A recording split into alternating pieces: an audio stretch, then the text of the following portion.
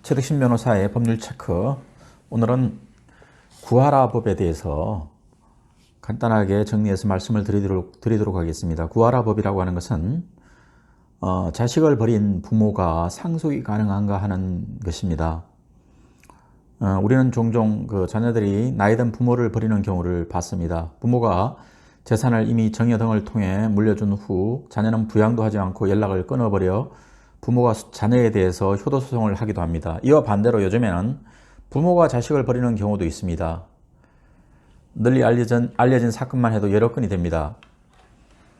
아이돌 가수 구하라가 생을 마감한 후 20년 동안 집을 떠나 왕래가 없었던 친모가 나타났습니다. 천안함으로 꽃다운 나이에 장병이 생을 마감하자 친모가 등장했습니다. 또 정신질환을 앓고 있던 환자가 일으킨 역주행 사고로 목숨을 잃은 예비 신부의 친모가 30년 만에 나타났습니다. 세 사건 모두 친모가 나타난 이유는 돈 때문이었습니다. 부모가 자녀를 떠났다는 것이 상속 결격 사유가 되는 것은 아니므로 상속을 받으려는 것입니다. 그래서 이미 천안함 사건의 경우에는 친모가 장병의 사망 보상금과 군인보험금 중 절반을 가져갔습니다. 자녀가 사망한 경우에 상속의 첫 번째 순위는 피상속인의 직계 비속입니다. 즉 죽은 자녀에게 자식이 있다면 그 자식이 1순위 상속인이 되는 것입니다. 그래서 1순위 상속인이 있으면 죽은 자녀의 부모가 상속을 받을 이유는 없으며 이와 같은 사건은 발생하지 않습니다. 그러나 사망한 자녀가 자식이 없다면 상속의 순위는 다음으로 넘어가게 됩니다.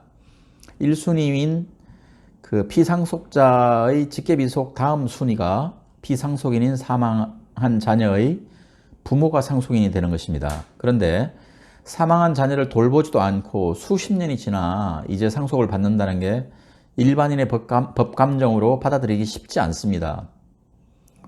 앞에서도 잠깐 언급했지만 부모가 집을 떠나 자녀를 돌보지 않았다는 것만으로는 상속을 받지 못하는 상속 결격자가 되지 못합니다.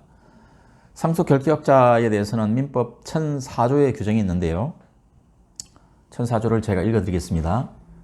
제1004조 상속인의 결격 사유. 다음 각 호의 어느 하나에 해당하는 자는 상속인이 되지 못한다. 1호 고의로 직계 존속 피상속인 그 배우자 또는 상속의 선순위나 동순위에 있는 자를 살해하거나 살해하려 한 자. 2호 고의로 직계 존속 피상속인과 그 배우자에게 상해를 가하여 사망에 이르게 한 자. 3호 사기 또는 강박으로 피상속인의 상속에 관한 유언 또는 유언의 철회를 방해한 자. 4호 사기 또는 강박으로 피상속인의 상속에 관한 유언을 하게 한 자. 5호 피상속인의 상속에 관한 유언서를 위조, 변조, 파기 또는 언닉한 자. 이렇게 5호를 규정하고 있는데 대부분 사망자 또는 사망자의 직계존속에 대해서 해코지를 한 경우에 1004조에 규정된 대로 상속 결격 사유가 발생합니다. 고의로 상속에 관련한 사람을 상해치사, 상해를 입혀서 사람이 죽게 하거나 살인하거나 하는 등의 방법으로 범죄를 저지른 경우,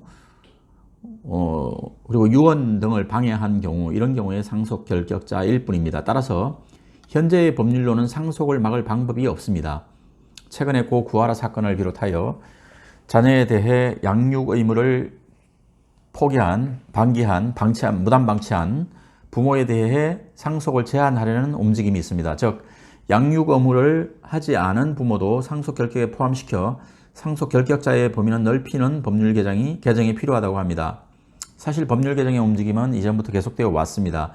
작년에는 한 국회의원이 납범 부모 먹튀 방지법을 발의했습니다. 그 법안의 내용은 피상속인의 직계 혈족 또는 배우자로서 피상속인에 대해 유기 및 학대를 했거나 부모가 자신에게 책임 있는 사유로 3년 이상 자녀에 대한 부양 의무를 이행하지 않고 면접 교섭을 하지 않은 경우에 상속인이 될 수 없도록 했습니다. 또 구하라 측 변호사는 민법상 상속 결격 사유에 직계존속 또는 비속에 대한 보호 내지 부양 의무를 현저히 해태한, 즉 현저히 게을리한 자를 추가해서 비정한 부모의 상속을 막자는 구하라법을 제안하기도 했습니다.